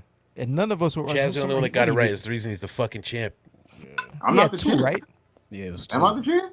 Yeah, Did you're I the win? fucking champ, you're bro. the champ, dog. I put it in the Jesus chat. Christ. Oh shit! Yeah, Yes. I put it in the chat. And it was good because Yo, of that. Yo, son. I put it in the chat. Yo, like, is this for Yo, I real? didn't Yeah? realize. Oh shit! Yo, Damn, I we're an almost got hour. that. No. We're an hour and 5 minutes into the show, and Chad just realized he got the big belt. Yo, I'm Damn. this heavyweight champ. I'm bringing the belt out for House I'll of be right Glory back. tomorrow. It's lit. It's fucking lit, son. All right, Yeah. that's what's up. I didn't even realize. Yeah, yo. it was because of By that the time question y'all too. catch this, I we'll was be gonna at House call of you Glory. out for the TV title this week, but I let you live a little bit. I was like, yo, I'm gonna let Ron just chill. You know what I'm Yeah, saying? thanks a lot. I'm gonna circle back for collision. I might circle back for collision. For collision, I bet we'll I'm see here. how it feel. You know what I'm saying? God, let me know. I'm Nah, there. that's what though. Oh, I mean, nah, yeah, it was because of that question. That's why that puts you over the edge, like I that knew question it. right there. I knew that. I was shit. like, damn, Yeah. please hit another RKO, please. But I was like, shit, you only hit 2. I knew it, yo. Hey. He's only going to give you the something, you know what I mean? Give you the quick one and then another one to send you home happy. Like, that's it. That's all it took.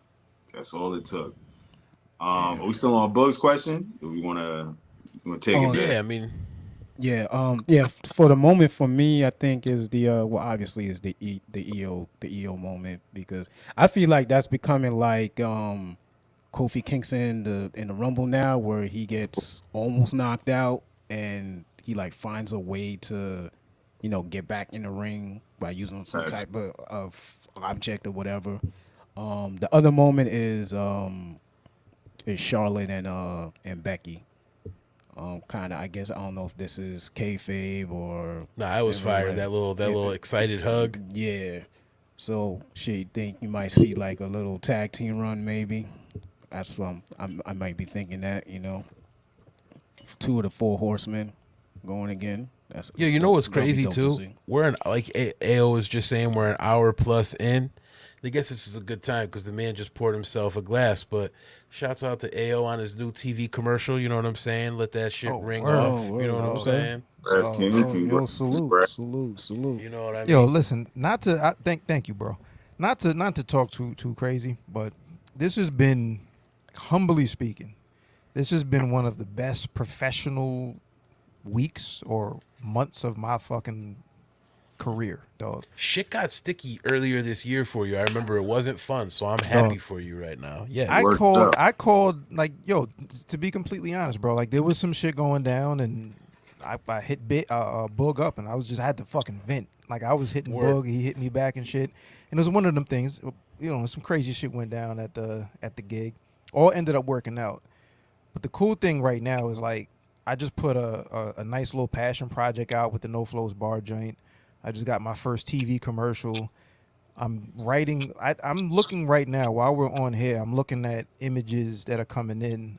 There's a concert called In the Mix that TikTok is doing. Cardi B is the headliner. I wrote the fucking all of the headlines for the billboards that y'all about to see up in Times Square, Chicago, LA, and in Phoenix. That's my shit that I wrote. You know what I That's mean? dope. Like, Oh, that's what's up. you know what I mean? Like this has been like a nice little Whoa, cool way I to don't know end if the y'all year, heard that. bro. Hold up. Everybody might want to turn their volume up. AO just dropped his nuts. Just like Not live even. on the podcast. Not even.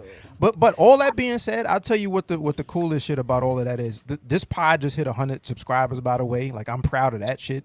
Yeah. I'll tell you one of the coolest thing about everything, bro. Like One, I'm not gonna mention the name. I don't know if he wants me to put this story out here, but one of the three dudes that I featured on the project, make a very, very long story short, his publishing wasn't correct. And I wanted to make sure that, like, if I put something out, if it gets one play or a million plays, I want to make sure that you're able to get every dime that you're owed based on the, the split and the percentage. A lot of people don't know how you're supposed to register shit. You don't know how you're supposed to register yourself as a writer and a publisher and this, that, and the third, whatever. So I'm not saying that this was the case with dude. What I am saying is he was having an issue figuring out some information that I was able to find out just because I wanted to register his shit correctly. And I sent him that information and he was like, bro, you have no fucking idea how long I've been trying to get this shit correctly. And just this bit of information that however you found it, you dug up, I'm good now. I can go and make sure my chicken is good over here.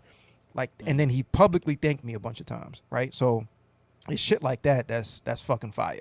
Like these are little passion projects and the advertising shit, it's good shit that I can put in my portfolio and all that or whatever, and make no mistake about it, the price of the brick is going the fuck up. You dig? You know what I mean? So I'm not, let's not be crazy.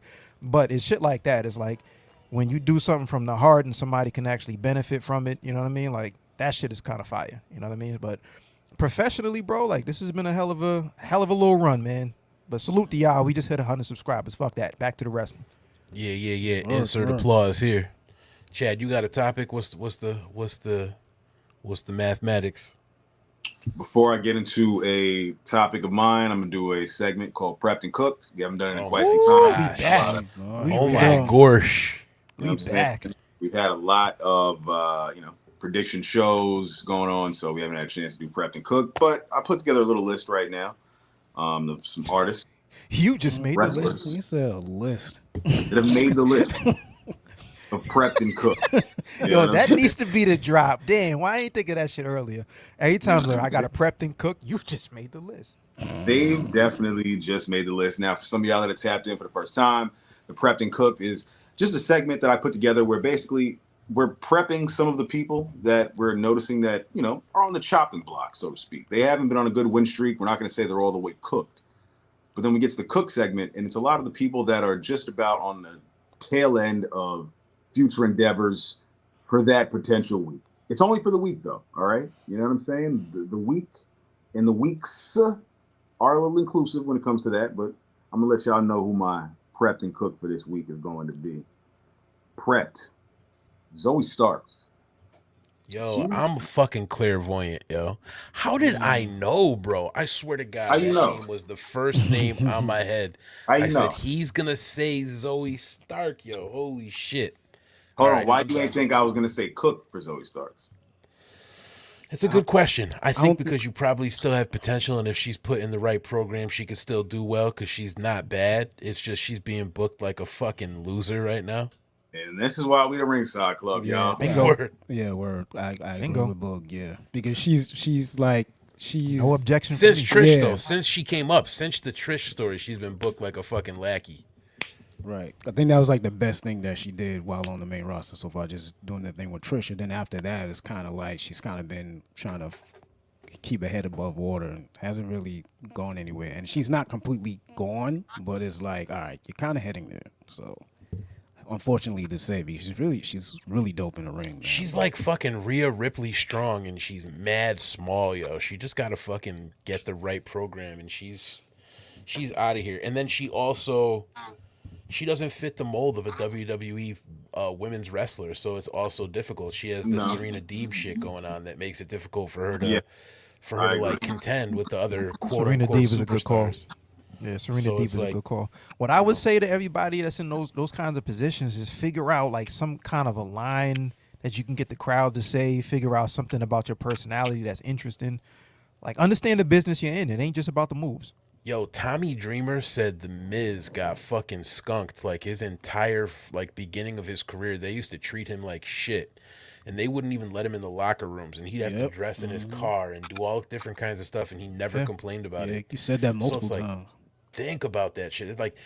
There's a lot of people out here that don't realize how good they have it. You just got to fucking see how you fit in. Like, obviously, I know it's not that easy. Like, you hear the horror stories of people waiting outside Vince McMahon's room and shit, trying to fucking speak with him. So I'm sure it's not easy to to fight for your time. But I know there's other people, like, I don't know if it's Chelsea Green or there's somebody else who would constantly pitch different stories creatively for themselves. And it's like, if you can't be doing that while people aren't pitching stuff for you, you're not going to be relevant. So I don't know. Some of these people are really good wrestlers, but WWE doesn't just employ really good wrestlers. So I don't feel sorry for anybody. I feel like that's just not the place you should work. Like, my job don't feel sorry for me if I don't work out. It's like, see you later. Like, go work somewhere else. You know what I'm saying? So it's like, yeah, I'm a fan of the overall WWE product, but I'm not married to any one of the combatants that work for the company. If they don't provide the product we need, they don't really need to be there. Yo, right now. I tweeted out Zoe Starks is something to paraphrasing it. Zoe Starks is, making a good case to be back in NXT chasing the women's championship. And it's a crazy regression, but she never won the NXT women's championship, so it's not particularly a knock.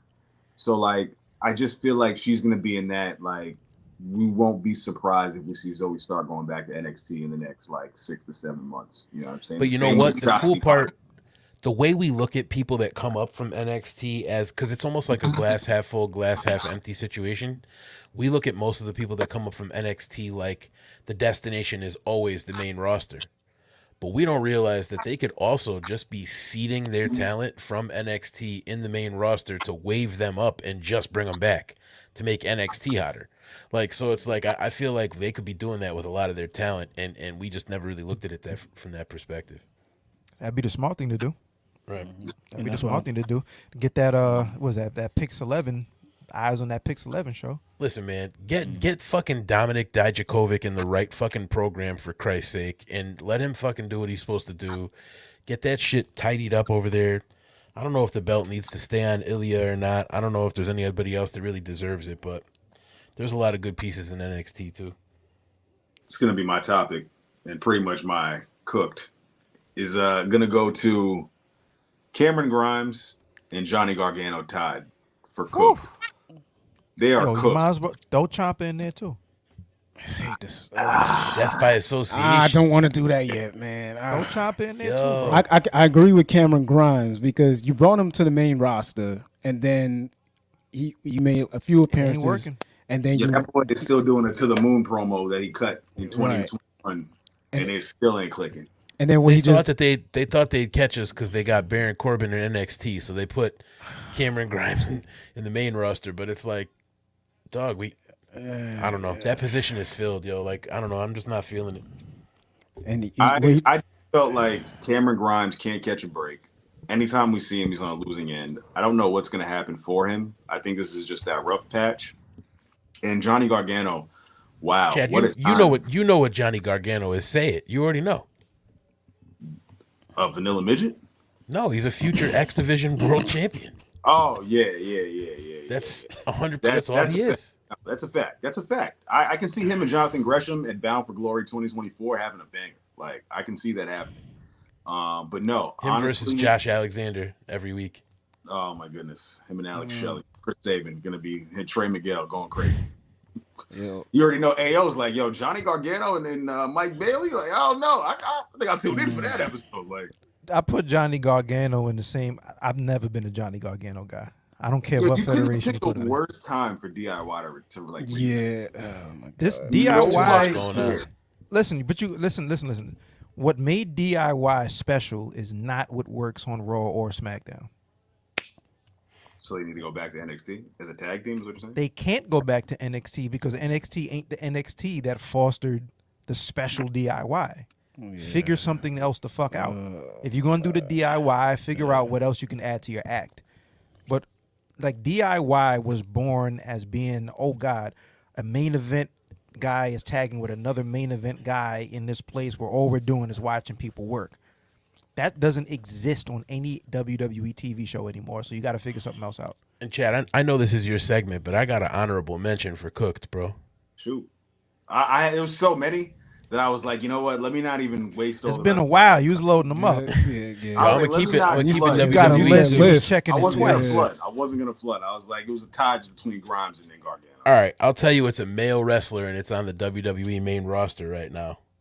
Elias is fired, so it can't be him. All right, cool. You're on the right path, though, immediately. Oh, Ezekiel. None. All All right. right, I that got you. was no. Grayson All Waller. right. That was all right. Grayson Grayson Waller. Grayson Get Wallace Grayson cooked. You Waller think the he's cooked? fuck out of here. To You think me, he's cooked? I think you I don't don't think like the him. fans fuck with him, yeah. I don't think he's cooked. I'll You tell you gotta give him this. some time. I'll tell you this. Kind of LeBron here. Give him some time. I Bring Miz don't. TV back. I Get don't rid of like Grayson Waller. I do not like Grayson Waller at all. But when you put Grayson Waller with what's his man's name now? Austin Theory. Austin Theory. I think that was the best thing they could have did. I with like them. the way that they play off each other. Right. I like that. I don't like them. They play separate. off each other. I think like it's one of those things like we're better together than apart kind of shit. Because Austin Theory was whack by himself. Grayson Waller, I fucking don't understand what anybody ever saw in Grayson Waller. But when you put Grayson Waller with Austin Theory, they are for the whatever reason, fellow tag team that like if there but was because they're both obnoxious. they would win. They're both obnoxious as hell. You can see both of them fitting in perfectly with the Bullet Club Gold, right?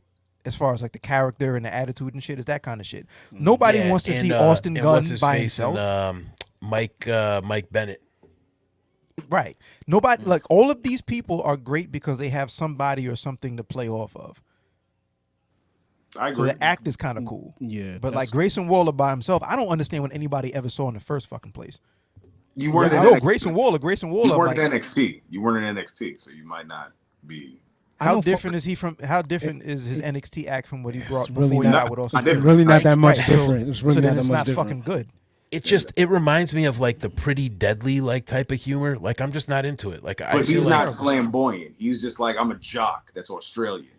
Fuck right, me. but it's like that same like Bro. it's that same comic relief that's being brought to it that I almost get annoyed with Otis too. It's just like I don't really want it right now. I'm not.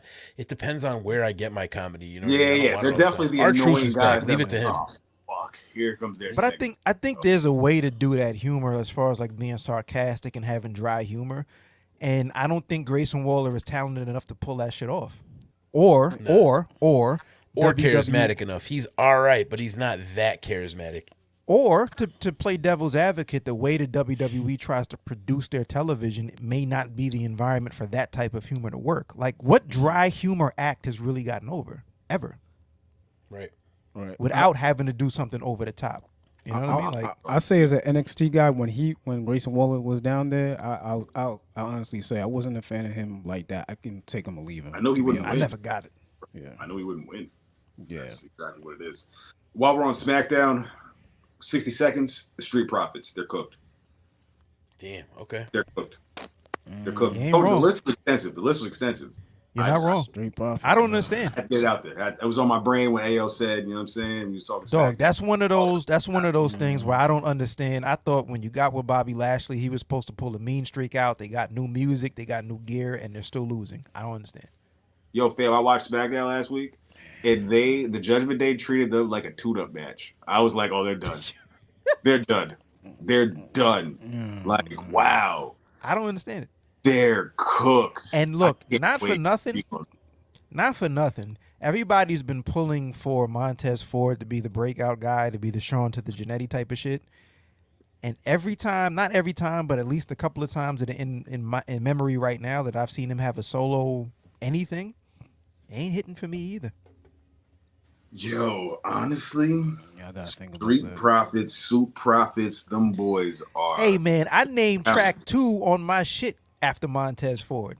So it's all love. What I'm saying is they ain't figured it out yet. It ain't hitting. It ain't hitting right now. They have not figured it out yet. B-Fab trying to join. You can't find Ashanti the Adonis nowhere. Like, it's Cedric the Alexander looking track.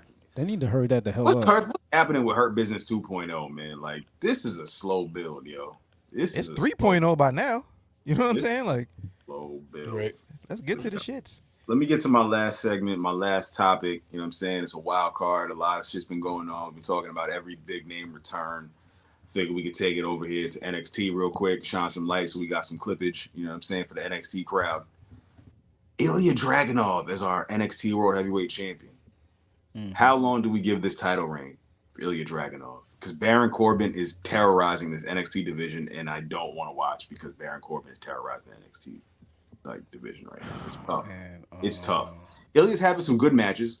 Good ass match with Nathan Frazier this past week. You know what I'm saying? He's doing his thing, but I think Ilya's having that interchangeable world heavyweight title run because there's so much other going on within NXT that it's like, yo, I care way more about Trick and Mel than I care about Ilya Dragunov's title reign. That was the only thing I was going to be able to add to this conversation because I haven't watched live.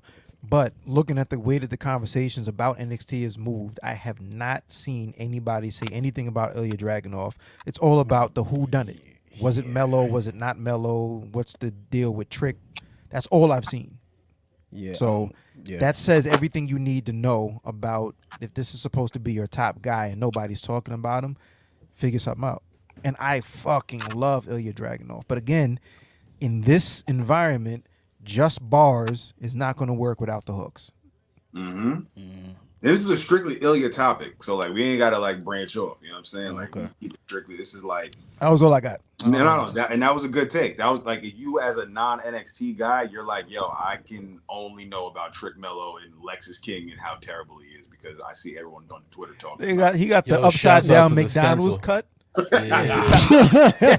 He got the upside down McDonald's cut. Is crazy. Yo, Hal Haney posted the funniest shit. If you go check out Hal's feed, you'll die laughing. But he had like a cartoon fist, and it like showed how a fist perfectly fit in like the cuts of the beard, and it's like, oh, it makes sense now. Was this Graham? Yeah, no, it's on Twitter. On X, yeah.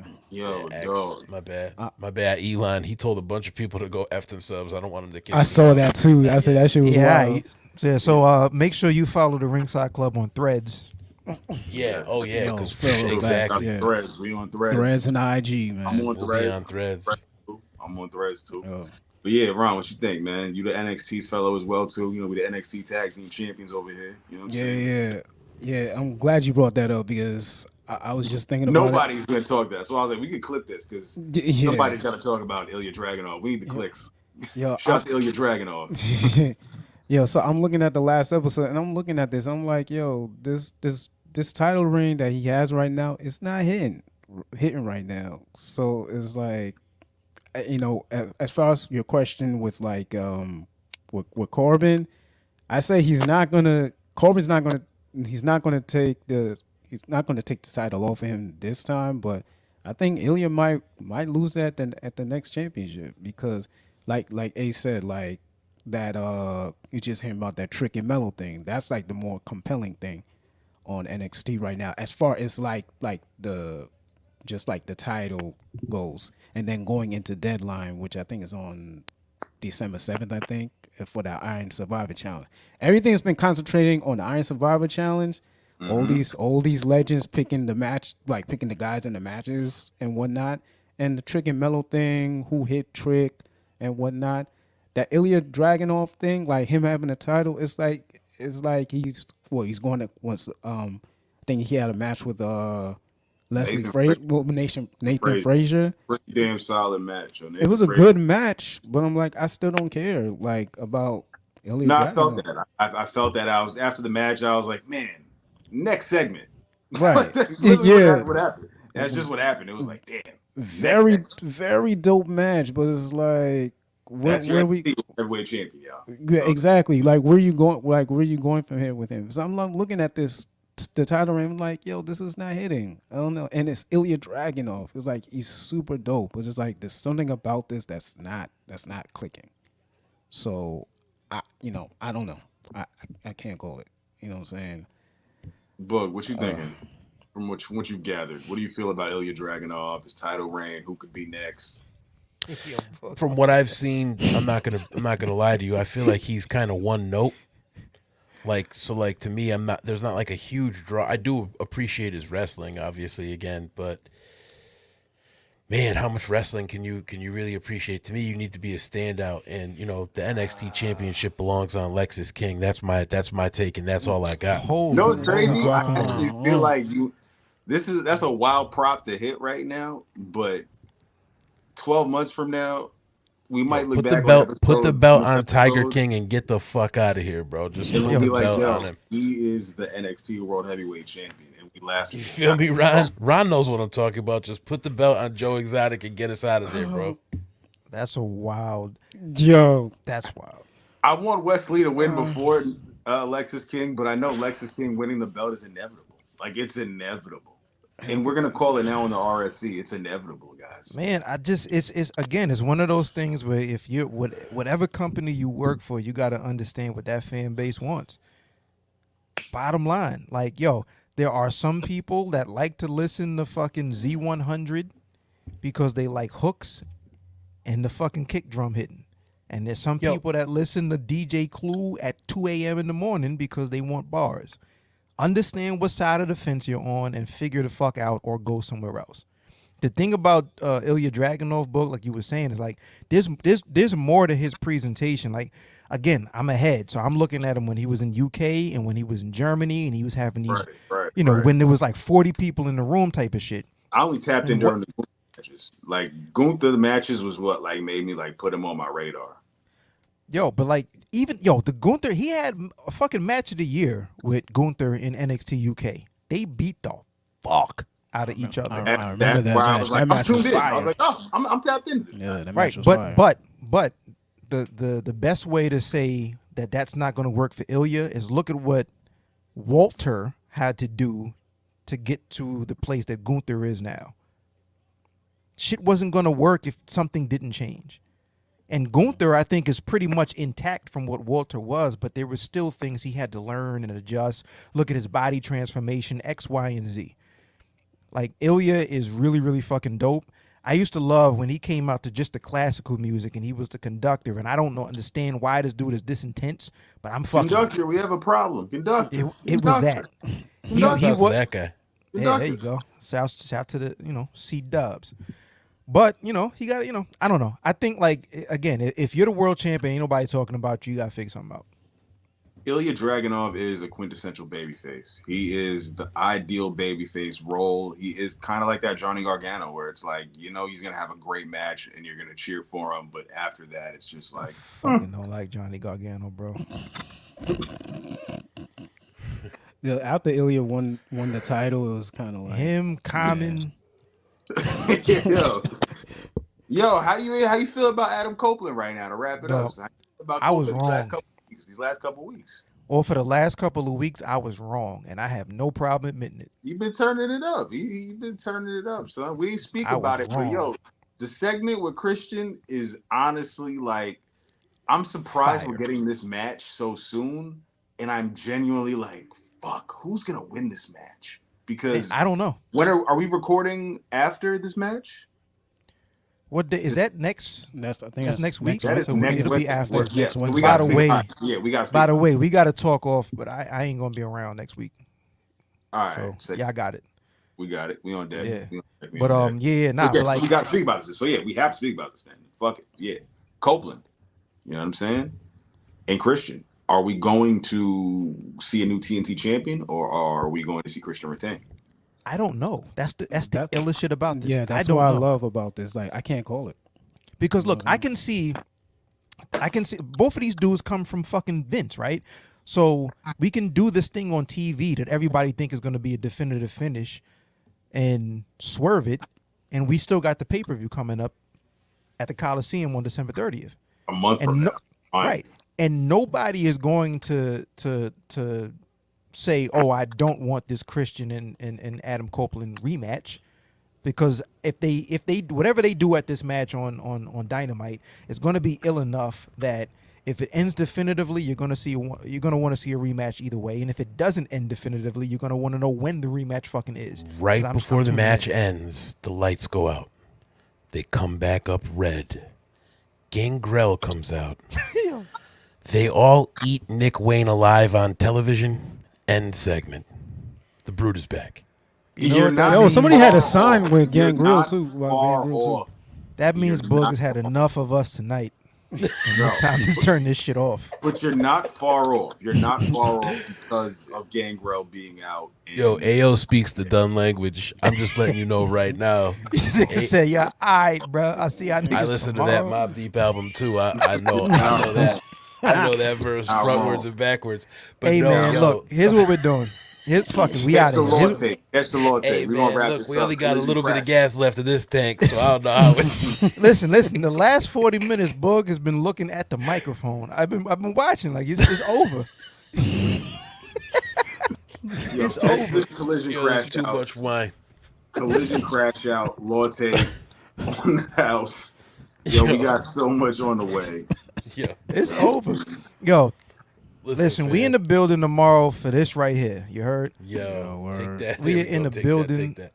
We in the building. House of Glory, Yo, boy. Darkest Hour. That Matt Cardona versus Mike Santana for the big belt. House of Glory. We got fucking Swerve versus Speedball Mike Bailey, which should be Yo, fire. AO is going to literally evaporate in his seat when you see him live. I'm gonna record him just going from what you see now to just dust by the Yo, end of Swerve and Mike Bailey. I'm gonna see if I can get Nana to turn up on Chad for his Oh, hate. yo, chill. Yo, Let's see what I can make Pause. happen. Oh, Yo, let's get that Nana and Chad feud going in the 2K24. Yo, Nana flies through the second rope to the second row. Right yo, at Chad, dog. I'm gonna be like, yo, what up? What up, Nana? What we doing? Yo, bro, he's gonna come and dance right next to Chad like the hard camera's there. Chad breaks kayfabe. I'm gonna look just like this, like, yo, there's no way it's that.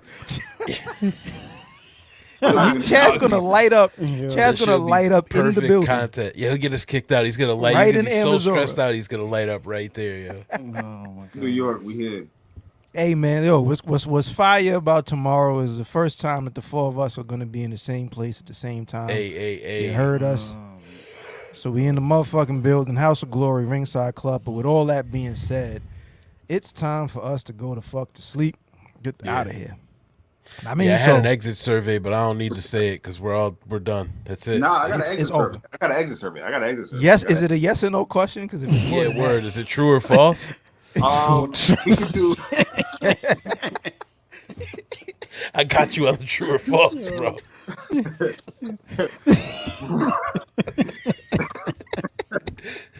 I'm gonna phone this shit in. dude. I can't fill out this whole.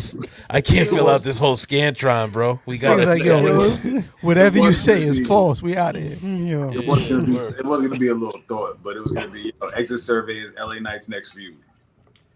False. word. C. Yo. Yo. All of the above, fam. Yo, Ozzy. Holy shit! Yo, God. yo, I gotta catch Pride, this bus. bro. Yo. I gotta catch this bus. Both. But Both. Who's the next feud? Neither. Yes. Neither. It's either both or neither.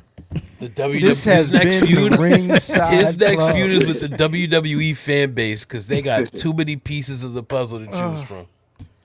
Word. That's a smarter answer than I can give. All I'm gonna tell y'all is it's been the Ringside Club. I'm AO. That's Ron. That's Book. That's Chad. We are the fuck out of here. You heard? Peace. If you see us in public, call the police.